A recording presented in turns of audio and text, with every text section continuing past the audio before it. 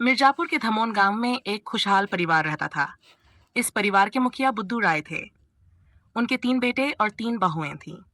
मनीता देवी, बड़ी भाभी, सखत स्वभाव की और अनुशासन प्रिय।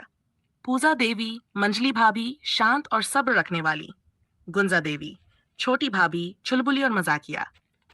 इस परिवार में एक खास शख्स था, नटखट देवर चेतन राय। चेतन सबसे छोटा था और पूरे परिवार का दुलारा। तीनों भाभीियों को छेड़ने में उसे बेहद मजा आता था।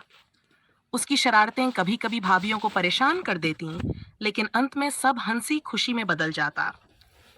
चेन बड़ी भाभी मनीता देवी पर चेतन अक्सर ये कहकर तंज करता, बड़ी भाभी, आप तो पूरे घर की प्रधानमंत्री हो, हर बात में आदेश देना तो आपका हक है। मनीता देवी उसे गुस्से से घूरती और कहती, चेतन, अगर तुमने ज्यादा बोला तो मैं तुम्हें पूरे दिन घर का काम करवाऊंगी। मंजली भाभी पूजा देहता, मंजली भाभी, आप तो शांत रहने की इतनी आदी हैं कि एक दिन अगर मैं गायब हो जाऊं तब भी आप कुछ नहीं कहेंगी।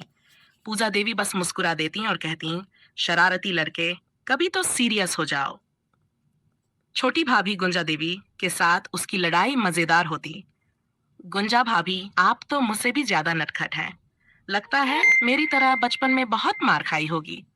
गुंजा देवी हंसते हुए जवाब देती, मार तो अब भी पड़ेगी अगर ज्यादा बोले तो। भाभीियों की साजिश चेतन की शरारतें कभी कहे से बढ़ जाती। तीनों भाभियां आपस में सोचने लगी कि उसे सबक सिखाना जरूरी है। एक दिन उन्होंने चेतन को मजाज खाने की योजना बनाई। मनीता देवी ने चेतन को सुखेतों में काम करने भेज दिया। पूजा देवी ने उसे दोपहर में रसोई का सारा काम दे दिया। कुंजा देवी ने चेतन से घर की सफाई करवाई। दिन भर काम करने के बाद चेतन थकर चूर हो गया। उसने रात को तीनों भाभियों से कहा, भाभियों, आप लोग मेरे साथ ऐसा सुलूक क्यों कर रही हैं? मनीता देवी ने मुस्कुराते हुए कहा, देवर जी, ये तुम्हारी शरारतों का जवाब है। पूजा देवी बोली, जब तुम हमें परेशान कर सकते हो तो हम भी तुम्हें थोड़ा सक सिखा सकते हैं। गुंजा देवी ने हंसते हुए कहा, लेकिन हम तुम्हें परेशान नहीं कर रहे, बस जिम्मेदारी सिखा रहे हैं। चेतन का बदलाव। उस दिन के बाद चेतन ने अपनी शरारतें कम कर दी। वह भाभीियों का आदर करने लगा और उनके कामों में मदद करने लगा। अब वह बड़ी भाभी के साथ घर के कामों में हाथ बंटाता।